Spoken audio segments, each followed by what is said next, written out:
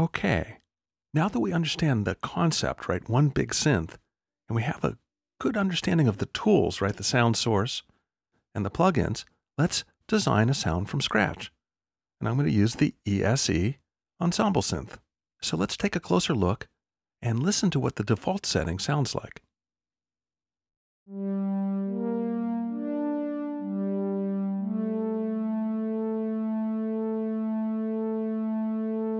You can hear that it comes with a sawtooth that is filtered.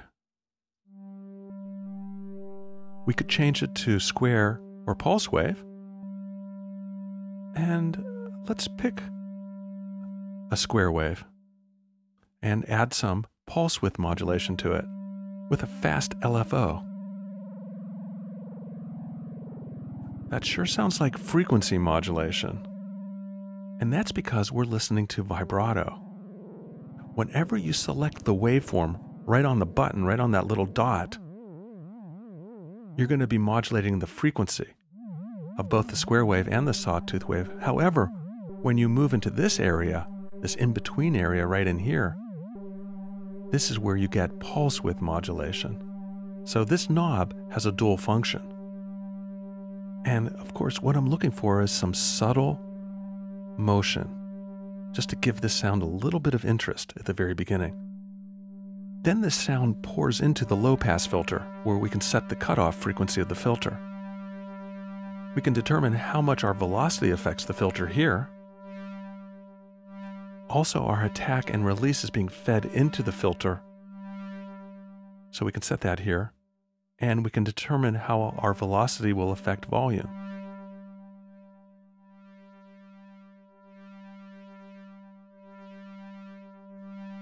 Now, as it turns out, we're listening to the sound with chorus in it.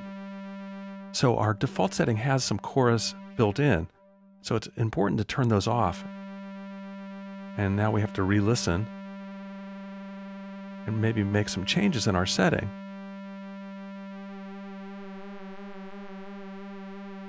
To get that subtle kind of shifting sound that I'm looking for as a starting point. And that works pretty good. So let's stick with that and go to our next plugin, which is going to be the Overdrive Distortion, located right here. Now, I use the Overdrive Distortion to create warmth. And oftentimes, I'll move the controls to the extreme to hear what I'm getting, and then back them off a little bit later on.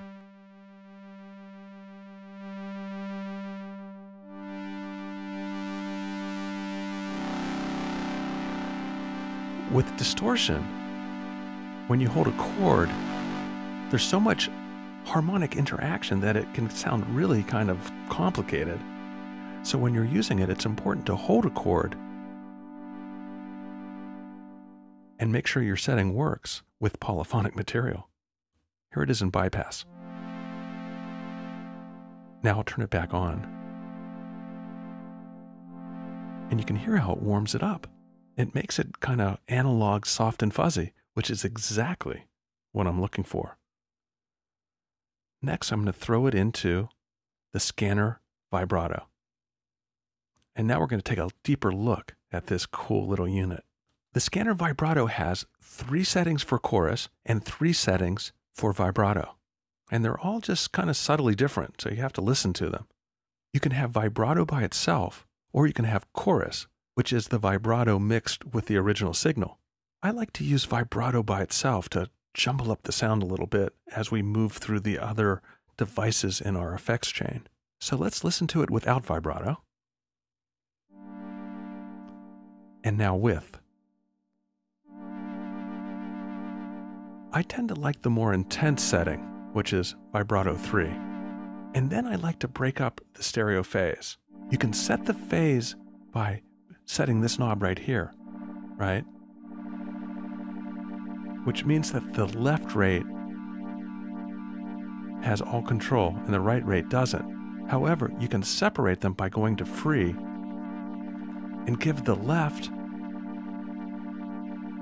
and the right side different phase relationships, which is really cool. And it keeps the sound out of the center channel, moves it off to the sides a little bit, which I really like a lot. So the next plugin I like to use, and you can see it in this channel strip here, after the scanner vibrato, right, is the microphaser. So let me go back to the channel that I'm programming, go to modulation, and bring up the microphaser. Again, a very simple little phase shifter to add some harmonic motion to the sound. Now, a good way to program these is to yank the intensity all the way up and then back it off. And listen to the harmonics that are being excited.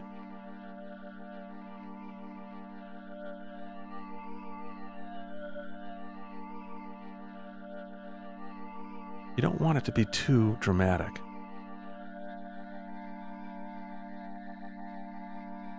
So this combination of the intensity and feedback control allows you to shape the sound exactly to where you want it. Okay, stay tuned because in the next video, we're going to take it up a level. Stay tuned.